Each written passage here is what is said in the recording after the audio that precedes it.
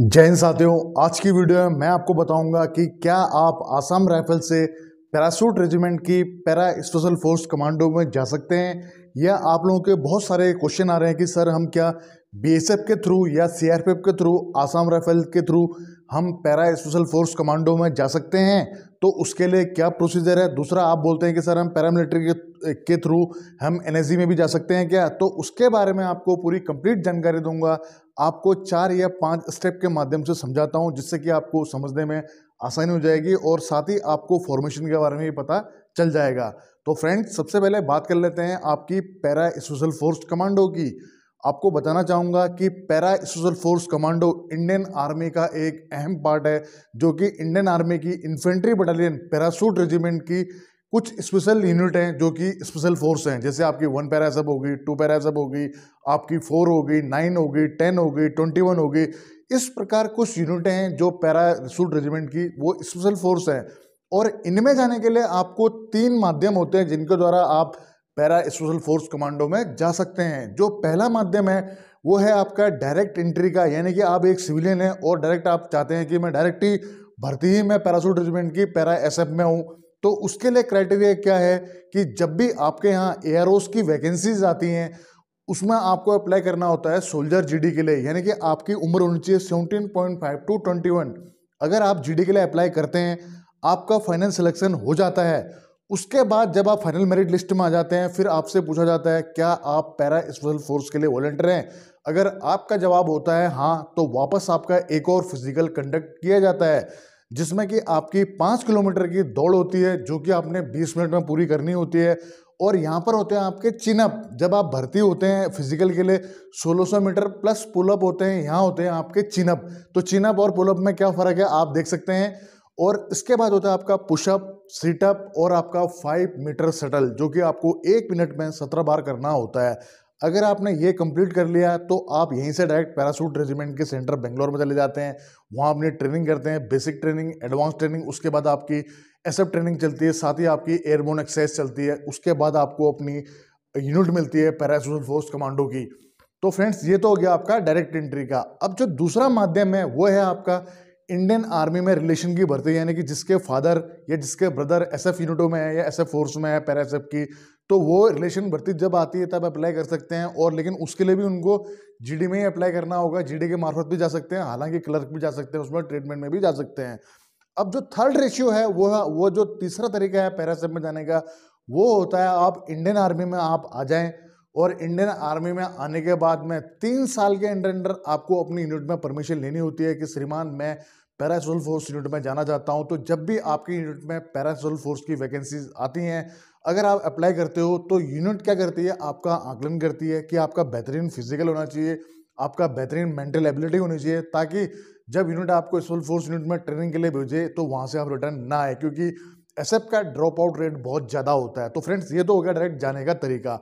अब बात कर लेते हैं यहाँ पर हम आसाम राइफल की। आसाम राइफल के बारे में बताऊं उससे पहले आपको फॉर्मेशन समझनी जरूरी होगी। आसाम राइफल हमारी आती है पैरा मिलिट्री फोर्सेस में। आसाम राइफल ही नहीं, हमारी बीएसएफ, सीआईएसएफ, सीआरपीएफ, एसएसबी, ये आती हैं आपकी पैरा मिलिट्री फोर्सेस में। जबकि पैरा एसएफ पैराशूट रेजिमेंट की कुछ स्पेशल यूनिटें हैं, यानी कि पैराशूट रेजिमेंट का पार्ट है। और पैराशूट रेजिमेंट इंडियन आर्मी की इन्फेंट्री रेजिमेंट है, यानी कि इन्फेंट्री रेजिमेंट का पार्ट है।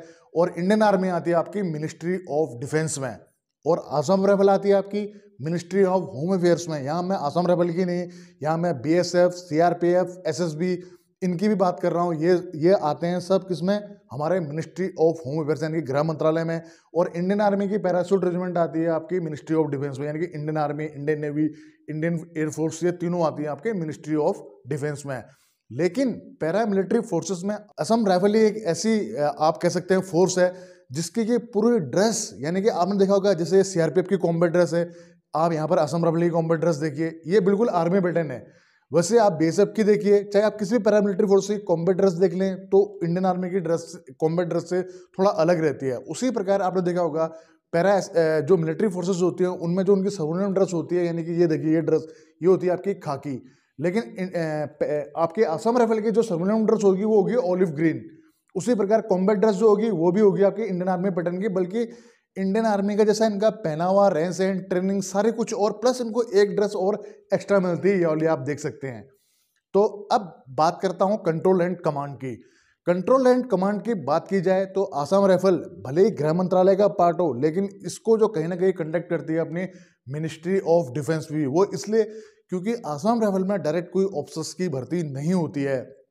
और आसाम राइफल में जो ऑफिसर्स जाते हैं वो वहाँ टर्नओवर करने के लिए जाते हैं, वहाँ वो ज़्यादातर 2 साल 3 साल के लिए जाते हैं, फिर वापस अपनी मदर यूनिट या अपनी नई नई फॉर्मेशन में चले जाते हैं। लेकिन वो इंडियन आर्मी के ही ऑफिसर्स होते हैं, वहाँ जाते हैं। जबकि आपने देखा होगा पैरामिलिट्री फोर्सेस में, चाहे सीआरपीएफ हो, बीएसएफ हो, वहाँ उनके अपने ऑफिसर्स होते हैं। लेकिन आसाम राइफल में जो ऑफिसर्स जाते हैं वो इंडियन आर्मी के थ्रू जाते हैं।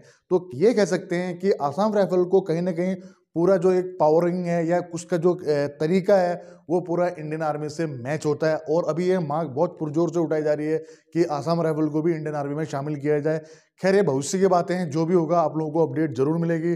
लेकिन हम बस एक ही दुआ करते हैं कि हमारे पैरामिलिट्री फोर्सेस के जो भी भाई लोग हैं उनको भी, नेताओं ने उनके बारे में भी सोचना चाहिए और उनको भी पेंशन का अधिकार मिलना चाहिए, वो भी माँ भारती की रक्षा करते हैं।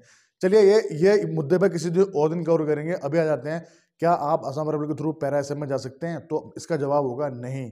आप आसाम राइफल के थ्रू पैरा एसएफ में नहीं जा सकते हैं। आसाम राइफल ही नहीं, आप सीआरपीएफ, बीएसएफ, जो भी हमारे पैरामिलिट्री फोर्सेस है उनके थ्रू आप पैरा स्पेशल फोर्स में नहीं जा सकते हैं। लेकिन यहाँ पर आपको निराश होने की जरूरत नहीं है। अगर आपका मन है कमांडो बनने का तो आपके पास में दूसरा ऑप्शन भी है, वो है आपका एनएसजी का।